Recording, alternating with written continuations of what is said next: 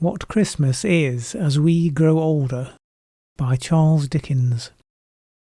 Time was, with most of us, when Christmas Day, encircling all our limited world like a magic ring, left nothing out for us to miss or seek, bound together all our home enjoyments, affections and hopes, grouped everything and every one around the Christmas fire, and made the little picture, shining in our bright eyes, complete.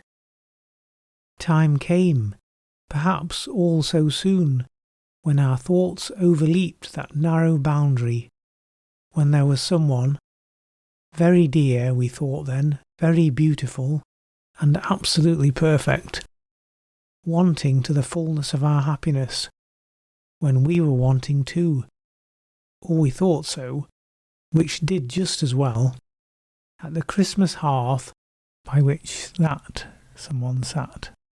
And when we intertwined with every wreath and garland of our life that someone's name, that was the time for the bright visionary Christmases which have long arisen from us to show faintly, after summer rain, in the palest edges of the rainbow. That was the time for the beatified enjoyment of the things that were to be, and never were, and yet the things that were so real in our resolute hope that it will be hard to say now what realities achieved since have been stronger. What? Did that Christmas never really come, when we and the priceless pearl, who was our young choice, were received? After the happiest of totally impossible marriages, by the two united families previously at daggers drawn on our account, when brothers and sisters-in-law, who had always been rather cool to us before our relationship was effected, perfectly doted on us, and when fathers and mothers overwhelmed us with unlimited incomes. Was that Christmas dinner never really eaten, after which we arose, and generously and eloquently rendered honour to our late rival, present in the company, then and there exchanging friendship and forgiveness, and founding an attachment not to be surpassed in Greek or Roman story, which subsisted until death? Has that same rival long ceased to care for that same priceless pearl, and married for money, and become usurious? Above all, do we really know now that we should probably have been miserable if we had won and worn the pearl, and that we are better without her? That Christmas, when we had recently achieved so much fame, when we had been carried in triumph somewhere for doing something great and good, when we had won an honoured and ennobled name, and arrived and were received at home in a shower of tears of joy, is it possible that that Christmas has not come yet? And is our life here, at the best, so constituted that, pausing as we advance at such a noticeable milestone in the track as this great birthday, we look back on the things that never were, as naturally and full, as gravely as on the things that have been and are gone, or have been and still are? If it be so, and so it seems to be, must we come to the conclusion that life is little better than a dream, and little worth the loves and strivings that we crowd into it? No, far be such miscalled philosophy from us, dear reader, on Christmas Day. Nearer and closer to our hearts be the Christmas spirit, which is a spirit of active usefulness, perseverance, cheerful discharge of duty, kindness and forbearance. It is in the last virtues especially that we are, or should be, strengthened by the unaccomplished visions of our youth, for who shall say that they are not our teachers to deal gently even with the impalpable nothings of the earth? Therefore, as we grow older, let us be more thankful that the circle of our Christmas associations and of the lessons that they bring expands, Let us welcome every one of them and summon them to take their places by the Christmas hearth. Welcome, old aspirations, glittering creatures of an ardent fancy, to your shelter underneath the holly. We know you, and have not outlived you yet. Welcome, old projects and old loves, however fleeting, to your nooks among the steadier lights that burn around us. Welcome, all that was ever real to our hearts, and for the earnestness that made you real, thanks to heaven. Do we build no Christmas castles in the clouds now? Let our thoughts, fluttering like butterflies among these flowers of children, bear witness. Before this boy there stretches out a future, brighter than we ever looked on in our old romantic time, but bright with honour and with truth. Around this little head on which the sunny curls lie heaped, the graces sport, as prettily, as airily, as when there was no scythe within the reach of time to shear away the curls of our first love. Upon another girl's face near it, placider but smiling bright, a quiet and contented little face, we see home fairly written, shining from the word, as rays shine from a star. We see how, when our graves are old, other hopes than ours are young, other hearts than ours are moved, how other ways are smoothed, how other happiness blooms, ripens, and decays.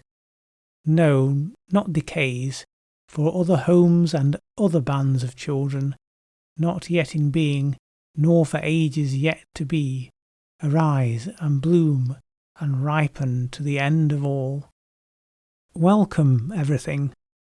Welcome alike what has been and what never was, and what we hope may be, to your shelter underneath the holly, to your places round the Christmas fire, where what is sits open-hearted. In yonder shadow, do we see obtruding furtively upon the blaze an enemy's face? By Christmas Day we do forgive him. If the injury he has done us may admit of such companionship, let him come here and take his place. If otherwise, unhappily, let him go hence, assured that we will never injure nor accuse him. On this day we shut out nothing. Pause, says a low voice. Nothing. Think. On Christmas Day we will shut out from our fireside nothing. Not the shadow of a vast city where the withered leaves are lying deep, the voice replies. Not the shadow that darkens the whole globe. Not the shadow of the city of the dead. Not even that. Of all days in the year, we will turn our faces towards that city upon Christmas Day, and from its silent hosts bring those we loved among us. City of the dead, in the blessed name wherein we are gathered together at this time, and in the presence that is here among us according to the promise, we will receive, and not dismiss, thy people who are dear to us.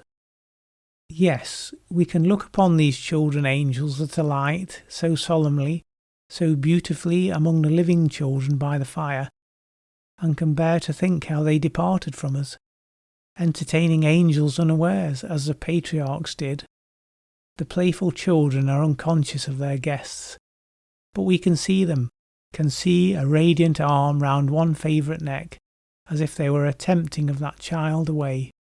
Among the celestial figures there is one, a poor misshapen boy on earth, of a glorious beauty now, of whom his dying mother said it grieved her much to leave him here, alone, for so many years as it was likely would elapse before he came to her, being such a little child.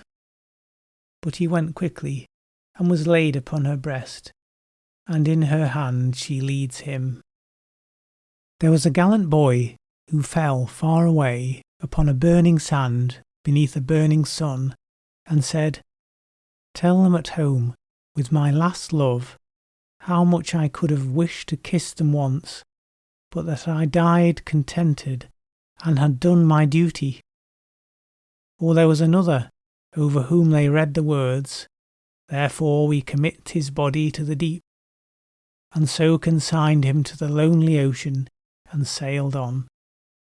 Or there was another who lay down to his rest in the dark shadow of great forests, and on earth awoke no more.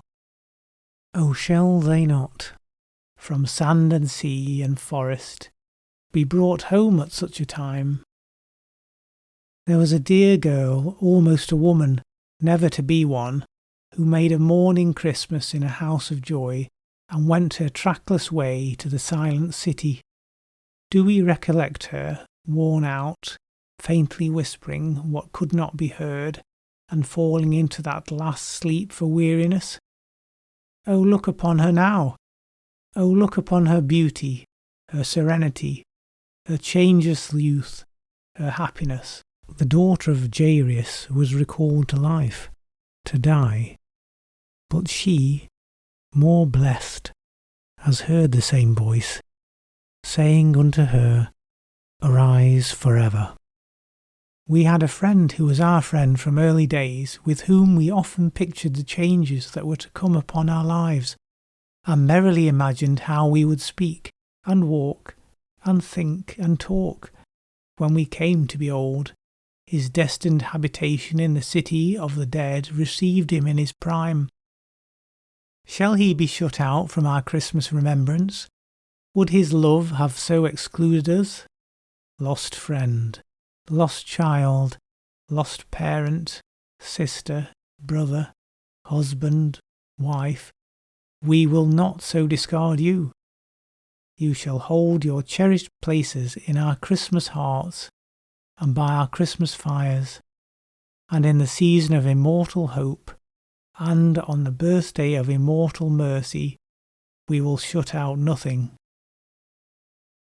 The winter sun goes down over town and village. On the sea it makes a rosy path, as if the sacred tread were fresh upon the water.